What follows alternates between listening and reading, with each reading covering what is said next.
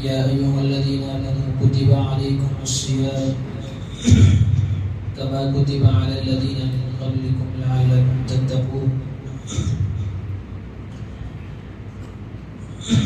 حاضرین گرامی، بات چل رہی تھی روزوں کے سلسلے میں. اصل میں اس مرتبہ میں سنتوں کے عنوان پر اس رمضان میں تفصیل انشاءاللہ جہاں تک ہو سکے کہ ہر ایک کی سنتیں کیا ہیں، لیکن اس سے پہلے روزے کے چند مسائل بتا کر انشاءاللہ اس کے بعد شروع کریں. بہرحال اللہ تبارک و تعالیٰ نے ارشاد فرمایا، یا ایھا الذین آمنوا کتب علیکم الصیام، اے ایمان والو ہم نے تم پر روزے فرض کیے ہیں، کما کتب علی الذین من قبلکم، جیسا کہ تمہارے سے پہلے لوگوں کے اوپر بھی روزے فرض کیے گئے تھے. یہ ایسا نہیں کہ صرف خاص اس امت کے ساتھ ہے، پچھلی امتوں کے اندر بھی روزے فرض کیے گئے تھے. یہودیوں کے اوپر عاشورہ کا روزہ فرض، اور آدم علیہ السلام کی اور ایام 20 یعنی ہر مہینہ 13، 14، 15 کے روزے، اور عیسائیوں کے ہاں، نصرانی کے یہاں پر 30 روزے ان کے اوپر بھی فرض تھے. روح المعانی کے اندر حضرت حنظلہ سے روایت ہے کہ نصارہ کے اندر بھی 30 روزے فرض کیے گئے تھے، لیکن انہوں نے 50 روزے فرض کر لیے.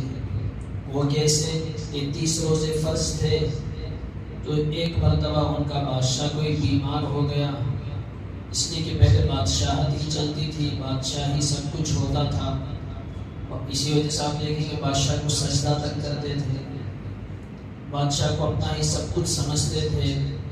اور بادشاہ بھی ویسا ہی ہوتا تھا کہ تھوڑی بات پر خوش ہو گیا تو انعامات سے نوازتا، تھوڑا ناراض ہوتا تو گردن اڑا دیتا. جلاد ہوا کرتا تھا اس کے پاس، اور بادشاہ کے پاس ایک وزیر خزانہ بھی ساتھ میں ہوا کرتا تھا. جو بادشاہ کو خوش کرتا انعام ہی انعام، اور جو بادشاہ کو ناراض کرے اس کی گردن اڑانے کے لیے جلاد بھی ہوا کرتا تھا. ایک مرتبہ ہارون رشید ساتھ میں ایک مرتبہ جا رہا تھا، اور اس کا وزیر خزانہ بھی ساتھ میں تھا. یعنی ہارون رشید بڑا سخی بادشاہ، نیک بادشاہ بھی تھا. تو اس نے اپنے وزیر کو یہ طے کیا تھا کہ جب میں خوش ہو جاؤں تو انعام دو، تو اس کا مطلب ہے 1000 درہم اسے انعام میں دے دیا جائے. ایک مرتبہ بادشاہ اپنے وزیر خزانہ کے ساتھ جا رہا تھا. ہارون رشید راستے میں ایک بوڑھے کو دیکھا کہ کھجور کا درخت لگا رہا ہے، کھجور کا درخت لگا رہا ہے. کہ بوڑھے ہو کر یہ درخت لگانا، یا اگر میں کہوں تو یہ اور الگ طرف بات چلی جائے گی. بہرحال دیکھا کہ ایک بوڑھا تھا کھجور کا درخت لگا رہا ہے، اور معلوم ہے کہ کھجور کا درخت کبھی 8 سال 10 سال کے بعد پھل دیتا ہے، اور اس کا اور عرب کے اندر بڑا قیمتی مانا جاتا ہے. اسی وجہ سے اگر کوئی کار وغیرہ میں ٹکر مار کر کھجور کے درخت کو اگر توڑ دیتا ہے تو 10,000 ریال اس کے اوپر جرمانہ پڑتا ہے. تو بہرحال کھجور کا درخت اور بوڑھا لگا رہا ہے. ہارون رشید نے دیکھا اور دیکھ کر کہا کہ چلو اس بوڑھے کے پاس. وزیر اور بادشاہ گئے اور جا کر سے پوچھا کہ اتنا بوڑھا اور لگا رہا ہے کھجور کا درخت، 10 سال بعد 12 سال بعد پھل دے گا، تو لگا رہا ہے، یعنی اتنی امیدیں تیری بوڑھا ہو گیا ہے، کمر جھک رہی ہے اور لگا رہا ہے کوسا درخت. کدو کی بیل لگاتا تو سمجھ میں آتا 2-3 مہینے کے اندر کلمڑا لگا تو سمجھ میں آتا 2-3 مہینے کے اندر آ جائے گا. لگا رہا ہے کون سا درخت؟ کھجور کا. اس سے ہارون رشید نے کہا تو بوڑھے نے جواب دیا کہ بادشاہ ہر آدمی اگر یہی سوچتا کہ 12 سال بعد 15 سال بعد درخت پھل دیتا ہے، ایسا ہی سوچتا تو آج درخت نہ ہوتے. تو بادشاہ کو بڑا جواب خوش آیا. یعنی یہ میرے لیے نہیں، میں دوسروں کے لیے، آنے والی نسلوں کے لیے، آنے والی بات کی قوم کی فکر کرتے ہوئے میں درخت لگا رہا ہوں. بادشاہ خوش ہوا. بادشاہ خوش ہوا کا مطلب وزیر تھا، ساتھ میں 10,000 درہم دے دیا جائے، 1,000 درہم دے دیے جائیں، بڑی قیمت. اس کے بعد بادشاہ جا رہا تھا کہ بادشاہ ایک بات کہوں. کہا کہ ہاں ضرور کہیں. تو بادشاہ کے ایک انسان کا درخت لگانے کے بعد 12 سال کے بعد پھل ملتا ہے، 10 سال کے بعد پھل ملتا ہے. دیکھیے میں یہاں پر درخت لگایا، ابھی مجھے پھل مل گیا. یعنی کیا مل گیا؟ 1000 درہم مل گئے. بادشاہ خوش ہوا. اس کا مطلب اور 1000 درہم. تو بادشاہ جا رہا تھا. کہا بادشاہ سلامت، تھوڑا رکیے. رکا. تو اس کے بعد پوچھا کہ بادشاہ کے ہر درخت سال میں 1 مرتبہ پھل دیتا، آم کا درخت سال میں 1 مرتبہ پھل دیتا ہے، میرا درخت ایسا ہے کہ سال میں 2 مرتبہ پھل دے دیا. یعنی پہلا جو کہا تو 1000، پھر اس کے بعد جو بادشاہ نے تعریف کرنے پر پھر کہا، پھر 1000 تو 2000. تو بادشاہ جواب پسند آیا، بادشاہ خوش ہوا. اس کا مطلب اور 1000 تو 3000 درہم. بوڑھا تو وزیر خزانہ نے کہا کہ بادشاہ جلدی چلیں ورنہ آپ کا خزانہ ختم ہو جائے گا. یعنی بادشاہ ایسے ہوا کرتے تھے، بادشاہ ہی سب کچھ ہوا کرتے تھے. تو عیسائیوں کے یہاں پر کیا ہوا کہ بادشاہ 30 روزے ان کے اوپر بھی فرض ہوئی عیسائیوں کے اوپر. ایک بادشاہ بیمار ہوا تو انہوں نے نظر مانگی کہ ہمارا بادشاہ اگر سلامت ہو گیا، صحت یاب ہو گیا تو ہم 10 روزے اور بڑھا دیں گے. یہی کیا یہود و نصارہ نے. زنا کرنے پر سنسار کی سزا دی، پتھروں سے مار کر ختم کرنے کی. انہوں نے اس کو ہٹا دیا. جیسا کہ آج عرب کے اندر کئی قانون ہٹا رہے ہیں. شراب پیے کوئی سزا نہیں، زنا کرے کوئی سزا نہیں، چوری کرے کوئی سزا نہیں. یہی یہود و نصارہ نے کیا، یہ سزائیں ہٹا دی. اور جو چیز ان کو اچھی لگی اس کو اس کے اندر ایڈ کر لیا. پلس مائنس کا کام چلتا رہا. تو اسی وجہ سے آج دیکھیں کہ امریکہ کے عیسائیوں کے آپ انجیل اٹھا کر دیکھیں، بائبل اٹھا کر دیکھیں، اور اس کے بعد آپ فرانس کی اٹھا کر دیکھیں، دونوں کے اندر الگ الگ ہے. کیوں؟ جو چیز پسند آئی اس کے اندر ایڈ کر لیا. اب دیکھیں گرمی کے روزے ہیں، گرمی میں نہیں ہو رہا ہے تو رمضان کو اٹھا کر کہاں پر رکھ دیا؟ دسمبر میں رکھ دیا. ایسا کچھ عیسائیوں کے اندر ہوتا تھا. تو بہرحال 30 روزے تھے، 40 روزے فرض ہو گئے. ایک اور بادشاہ بیمار ہوا تو انہوں نے کہا کہ اگر بادشاہ 7 دن میں صحت یاب ہو گیا تو ہم 7 روزے اور بڑھا دیں گے. بادشاہ کی صحت تو بادشاہ اچھا ہو گیا، 40 پر 7 روزے ہو گئے. یعنی بادشاہ کے اوپر نظر مانتے تھے. اس پر ایک اور بات یاد آئی کہ بادشاہ، ایک ملک کے اندر بادشاہ بیمار ہوا تو بہت کوشش کر رہے ہیں لیکن صحت یاب نہیں ہو رہا ہے. کسی طبیب نے، حکیم نے کہا کہ بادشاہ کو اگر کسی خوشحال آدمی کا کرتا پہنا دیا جائے تو بادشاہ اچھا ہو جائے گا. تو وزیر تھا اور سب لوگ دعائیں کر رہے ہیں بادشاہ اچھا ہو جائے، اس لیے کہ بادشاہ اچھا ہو جائے گا، سارے شہر کو انعامات سے نوازے گا. تو سارے لوگ دعائیں بھی کر رہے ہیں، بچے، بوڑھے، عورتیں. اور طبیب نے کہا ہے، اور ہر آدمی کے پاس جاتے اسے پوچھتے کہ جو خوشحال نظر آ رہا تھا، جاتے اس کے پاس، آپ بڑے خوشحال نظر آ رہے ہیں.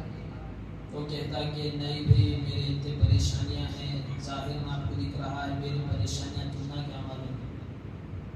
تو ایسا ہی چلتا رہا. کسی کو پوچھتے تو کہتا کہ آپ تو بڑے بنگلے کے اندر ہیں, فٹ فاٹ ہیں, اچھے خوبصورت نظر آ رہے ہیں, صحت آپ کی اتنی بڑی ہے, آپ خوشحال ہوں گے.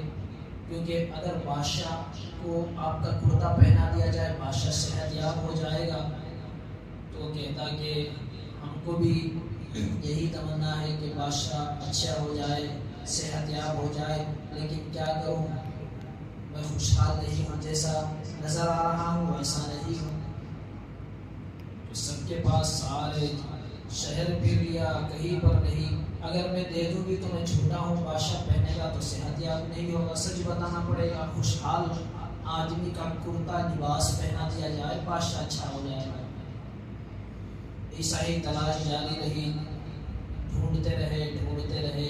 تو ایک آدمی کو دیکھا کہ ایک دریا کے کنارے پانی بہہ رہا ہے اور بیٹھ کر اس کے اندر پاؤں ہلا رہا ہے, خوش ہے. تو اس نے دیکھ کر کہ بادشاہ یہ آدمی بڑا خوش نظر آ رہا ہے, تو دیکھ کر اس سے پوچھا کہ شاید آپ بڑے خوشحال ہوں گے.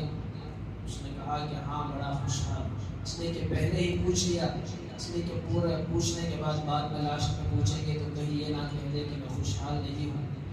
اس سے پوچھا کہ ہاں خوشحال ہیں, تو ہاں بڑا خوشحال ہوں. کوئی بیماری تو نہیں؟ کہا کہ کوئی بیماری نہیں, بڑا فٹ فاٹ صحت مند سب کچھ ہو, خوشحال.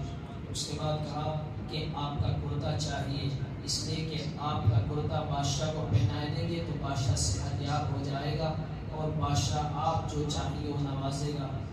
اس نے کہا کہ میرے پاس سب خوشحالی ہے, سب چیزیں ہیں, لیکن میرے پاس کرتا نہیں ہے, میرے پاس کرتا نہیں ہے. تو یعنی اس سے ایک ہمیں سبق بھی ملتا ہے کہ دنیا کے اندر ہر انسان کو ہر چیز نہیں مل سکتی اس کی خواہش کے مطابق. کیوں؟ اس لیے کہ اللہ تعالیٰ نے اس دنیا کو خواہش کی جگہ بنایا ہی نہیں ہے. اللہ تعالیٰ نے کہا ام بالانسان ما تمنا, کیا انسان جو تمنا کرے وہ اس کو مل جائے گا؟ ایسا نہیں.